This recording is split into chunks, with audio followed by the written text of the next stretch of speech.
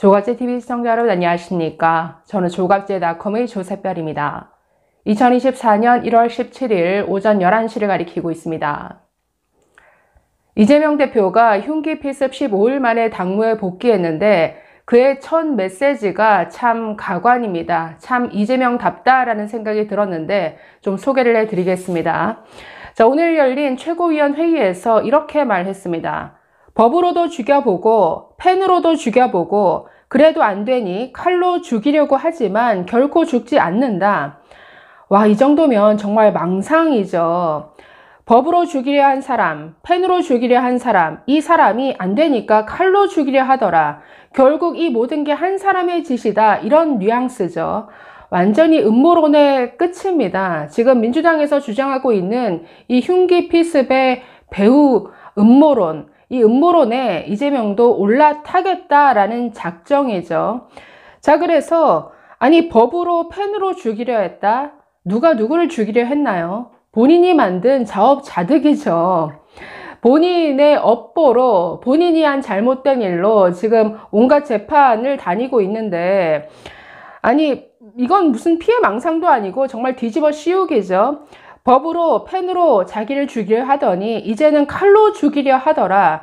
결국 이 모든 게 윤석열 정부의 짓이다. 이렇게 말하고 싶은 모양인데 정말 이런 메시지가 제1야당 대표가 할 소리입니까?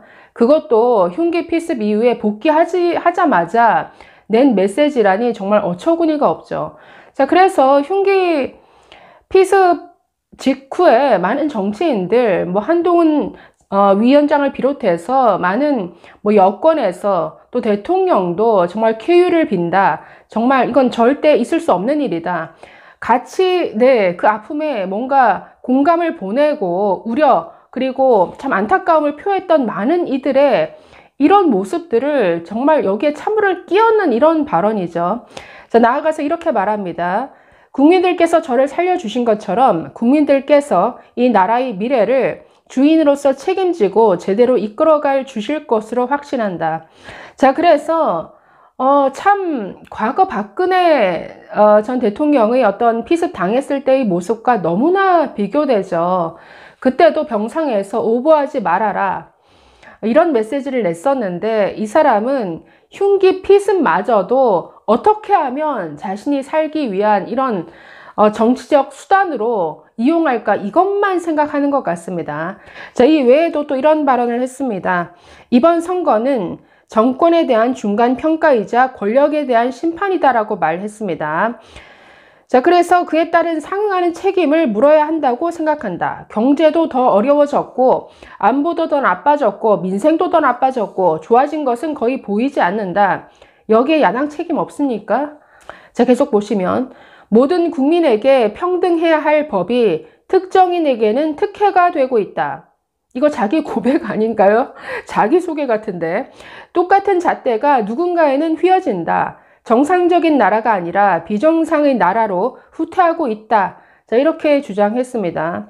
아니, 부산대를 버리고 헬기 타고 날아가서 서울대 병원에서 순서 상관없이 수술 받은 거 이거 특혜 아닌가요?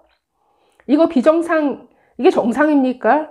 완전히 자기 얘기하고 있는 것 같은데 모든 국민에게 평등해야 될 법이 특정인에게 특혜가 되고 있다. 특혜를 가장 많이 누리는 게 지금 이재명이죠. 온갖 꼼수 동원해서 지금 재판 지연, 아니 재판 나와야 될, 이미 나오고도 남았어야 될 재판이 지금 줄줄이 연기되어서 총선 전에 재판 결과가 나오는 게 다 불퉁해져 버렸죠.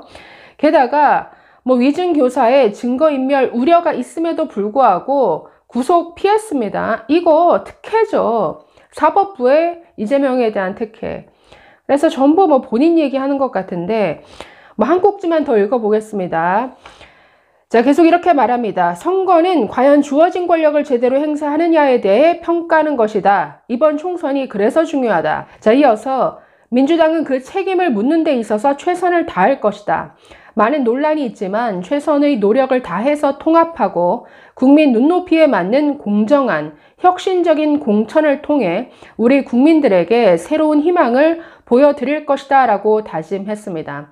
자, 자, 그런데 지금 완전히 반대로 가고 있죠. 최선의 노력을 다해서 통합한다. 통합하면 저런 말도 안 되는 음모론 내세워서 갈등과 분열 조장하지 말아야죠.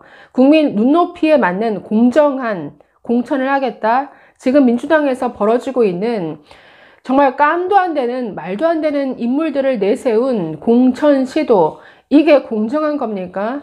정말 그 면면이 화려하죠. 대표가 정과 사범에 각종 사법 리스크에 연루되어 있다 보니까 어떻게 내세우는 측근들이 죄다 뭐 성추행에 성희롱, 뭐 고문치사, 음주운전 막 이런 화려한 경력들입니다.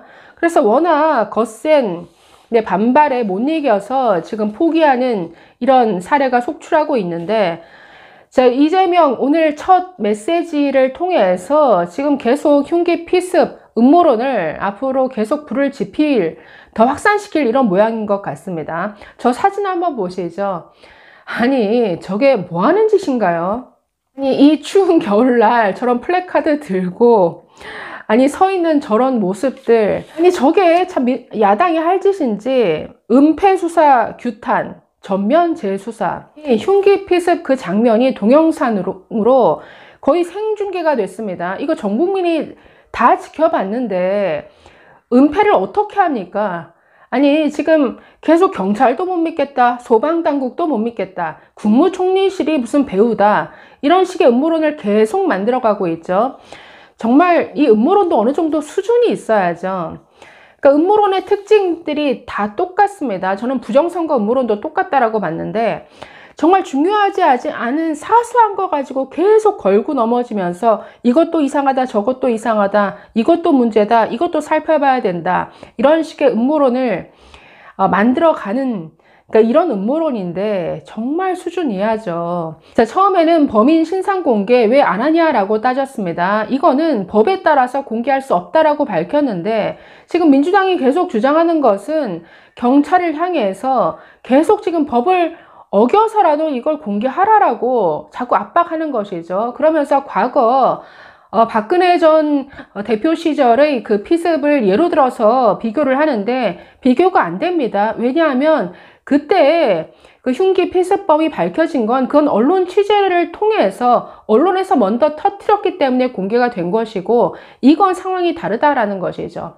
자, 그러더니 두 번째는, 아니 이재명이 입었던 피 묻은 셔츠 어디 가느냐, 왜 경찰이 증거인멸을 했느냐, 이 난리를 쳐서 정말 경찰이 샅샅이 뒤져서 의료품 그 폐기 직전에 그 셔츠를 찾아냈습니다. 아니 찾아낸들 그게 무슨, 거기에서 무슨 새로운 단서가 나옵니까?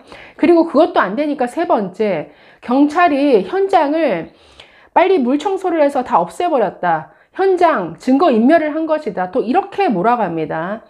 아니 그 현장이라는 게 무슨 보존해야 될 이유가 없죠. 무슨 범인이 특정이 안 된 것도 아니고 추가적인 뭔가를 단서를 찾아야 되는 이런 상황도 아니죠. 범인 다 특정됐고 그 범행 동기, 뭐 흉기, 그 현장 자체가 다 찍혔는데 보존할 이유가 없죠. 그리고 사람들이 나다니는 공공장소 아닙니까? 공공장소에 피가 흥건한 거를 그걸 그대로 놔둬야 된다라는 얘기인가요? 그걸 경찰이 나서서 물걸레로 청소한 것 가지고 이것도 이상하다, 또 다른 음모론, 마치 경찰이 급하게 이 사건을 축소하기 위해서 다량의 피가 흘린 흔적을 지우기 위해서 이걸 없애버렸다, 이런 식의 정말 코미디 같은 이런 주장을 하고 나섰는데 정말 혀를 차게 됩니다. 자, 그래서 이에 대해서 한동훈 위원장, 아니 이재명 피습 배우를 얘기하는 민주당 대체 뭐를 상상하는 거냐, 이런 식의 비아냥, 조롱까지 샀는데 이게 이재명과 민주당의 수준입니다. 자, 그래서 흉기 피습, 뭔가 그래도 어쨌든 위험한 상황까지 갔다가 복귀를 했으면 좀 따뜻하게, 그리고 앞으로 갈등이 아니라 뭔가 통합의 정치, 뭔가 좀 따뜻한 서로 위로가 오갈 수 있는 이런 메시지여야 할 텐데, 네, 날 죽이려 한다, 계속해서 이것도 저것도 안 되니 칼로 죽이려 하더라, 이런 정말 경악할 만한 메시지를 낸 이재명, 정말 이재명답다라는 생각 또 한 번 했습니다. 감사합니다.